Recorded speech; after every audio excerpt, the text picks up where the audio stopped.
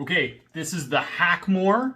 It's a Tabata workout to chop down bad posture, helps get the shoulders down and back, works the overall body for great fitness. It's a Tabata workout, which means 20 seconds on, alternated with 10 seconds off for a 4-minute interval per exercise. However, if you don't like timing things, just count how many repetitions you do in 20 seconds and repeat that number 8 times, taking a 10-second break in between each one. We're going to get started off with the wall lean penguins. So for wall lean penguins, it's advised to just take a towel, maybe a towel smaller than this even, just fold it up in a square, place it between the back of your head and a wall. Now you're going to be leaning back into the wall with your feet pointing up. You're going to turn your thumbs so they point behind you, and you're going to press your back of your hands into your thighs for 5 seconds, relax, and repeat. 5 seconds, relax, and repeat. Just like so. So what we're doing here is being in that wall lean position, you're working the muscles that help bring your head back into ideal posture if you have a tendency to succumb to head forward posture. It also helps to straighten the spine. It's working a bit of the shins. And then this movement here, I'm just going to show you the movement from a different view. It's like my thumb's back and I press my palms, back of my palms into my sides for 5 seconds, relax and repeat. That will help to downward rotate the shoulder blades if they had been upward rotated. Now, you would do that for about a 20-second interval, but then after the 20 seconds, you can just stay in the wall lean posture for your 10-second rest, and then just repeat the penguins. Pressing the back of the arms into the thighs, 5 seconds, relax and repeat. If you need to take a break though, after each set, you just rest your butt on the wall just like that, okay? That is the wall lean penguins. Now, moving on to number 2, we have the reverse lunge and knee up. All right, so what you're gonna be doing here is you stand next to a wall so you can hold onto it for balance. I have a dumbbell down on the outside arm, okay? Now, the outside leg is going to do a big lunge step behind me. Then I bring it up in front with my foot pointing up, balance, then repeat. Up in front, balance, and repeat. This hand can hold onto the wall if I need it, okay? Just to give you a different view here.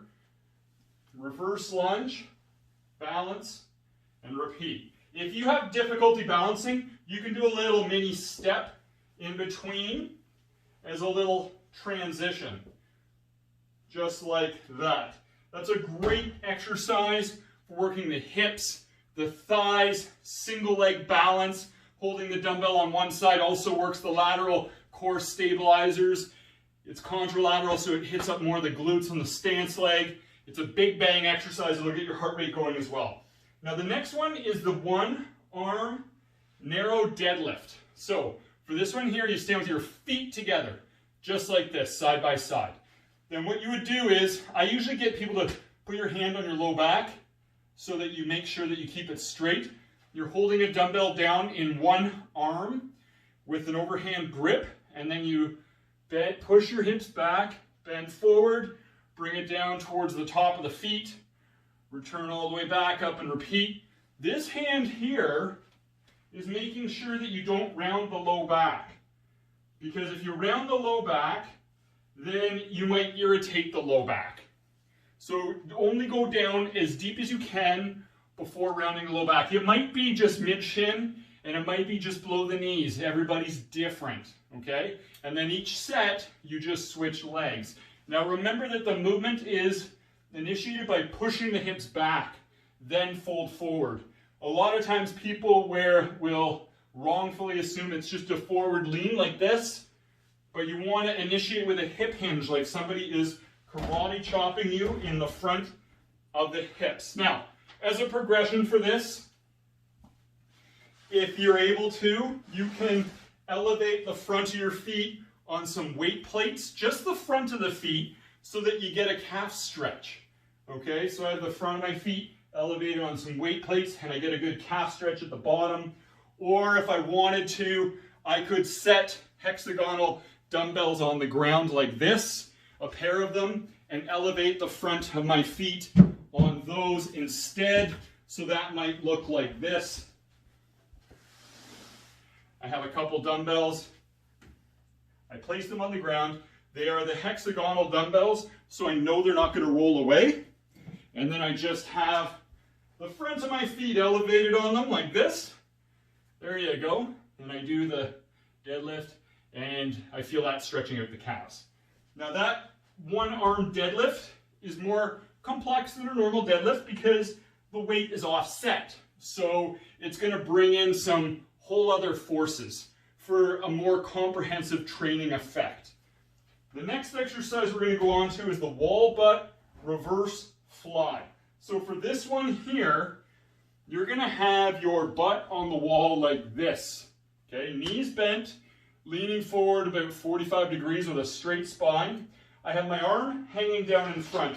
And for this one, there's various grips you can use. I like palm forward the most because the shoulder tends to move better that way. Sometimes people will do this with the palm facing inward, but I like palm forward the most. Free hand on the crease of your hip. Keep your chin to your mid-neck. You're just going to arc this all the way up and around. Follow it with your head and eyes. Move from between the shoulder blades. Try to focus on getting the shoulder blades engaged first. I'm just going to show you what this looks like from the front. Okay? So you can see it's a big arcing motion just like that. And that's going to hit up the mid-trapezius and a little bit of the rear deltoid. Now, I get people to progress this by resting the dumbbell onto a bench. So we no longer have the butt on the wall. And what you would do is you would do this. See how the dumbbell's resting on the bench? Because that gets me to do a little bit more freestanding posture. So when I'm done, I really feel that in the low back because I've been maintaining that postural position. So it gives us good postural endurance in the low back. And then a final progression would be to just do this freestanding without resting the dumbbell down, without resting the back of your hips against the wall. Excellent, excellent exercise. The next one we're going to be going on to, you're going to use a heavy weight here. It's the one-arm sumo squats. Now, for this one here, you're going to hold a dumbbell straight down in front. Usually you have your feet about twice shoulder width, holding a dumbbell about straight down in front with an overhand grip. You're going to push the hips back, bend the knees to squat down, stand up tall and repeat, just like this. Okay? Now, you'll notice that when you go with a super wide stance, it blocks your depth. You can't go as deep on this squat. That's okay. You just go as deep as your body is going to allow. The depth usually is most limited by your bony anatomy, how your bone, the ball enters the socket, the angle, and it's different for everybody. So just do the best you can. Once again, very, very wide stance. Keep a pretty tall posture, squatting up and down. A progression is to add a little jump, okay, at the top of each one. However, just be mindful that with that progression, it can be a little bit jarring for people who are sensitive.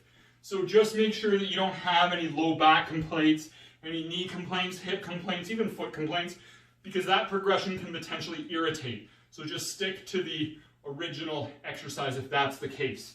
Now the next exercise we're going to be doing, you need to set a couple markers on the ground. Now I'm using weight plates here today.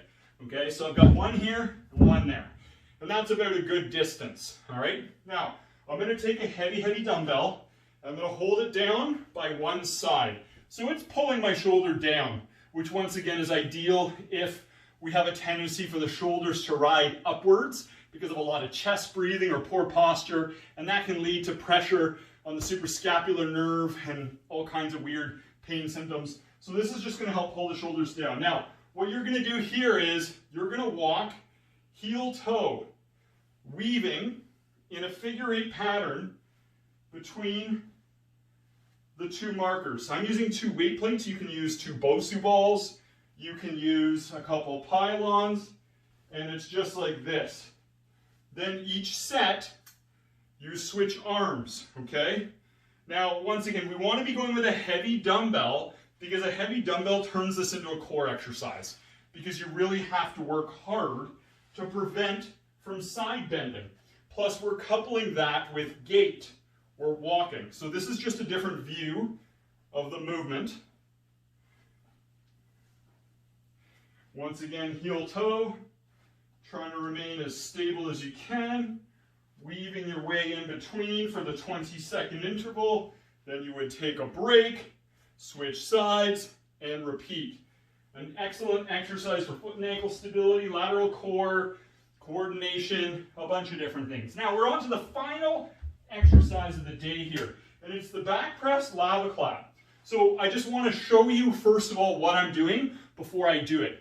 I'm going to be laying face down on the ground, okay? And laying face down, I'm going to have my arms held off the ground. I'm going to clap them in front, overhead. Then I'm going to press them together behind my back for 5 seconds. 1, 2, 3, 4, 5. Clap them overhead. 1, 2, 3, 4, 5. So we're really emphasizing that back press because that helps get the shoulders down and back. So if I'm doing this on the ground now, it looks like this. This is how we do the exercise. You rest your head down on the ground, clap your hands together. 1, 2, 3, 4, 5. Touch them in front. 1, 2, 3, 4, 5. Touch them in front. Now, if you can't reach to touch them behind your back, many people cannot. You're still a good person. It's all good. Here's what I want you to do. You're going to press your palms into the outside of your thighs instead. So it'll look like this. 1, 2, 3, 4, 5. Touch them overhead. 1, 2, 3, 4, 5. Touch them overhead just like this. So what that looks like is it looks like this. I'm pressing them for 5, touch them overhead. Now you want to pretend, it's called the lava clap because you're pretending like you're on a raft. There's lava all around. You don't want to burn your arms by letting them touch the ground.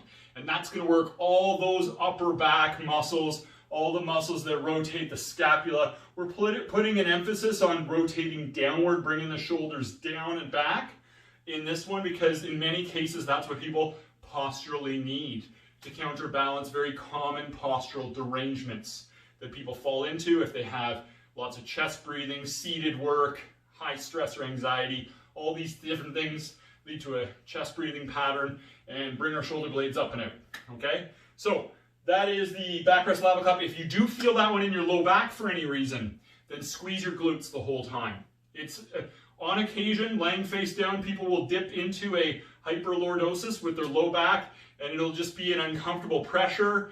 You can change that by just flexing your glutes, or you can place a folded towel under your stomach and that will help to take some of that curve out of the spine and flatten your spine a little bit more, or even a cushion or a pillow under the stomach. It's not as common. Just remember to keep your forehead on the ground for that one. A lot of times people are like looking up and they're kinking their neck in weird ways.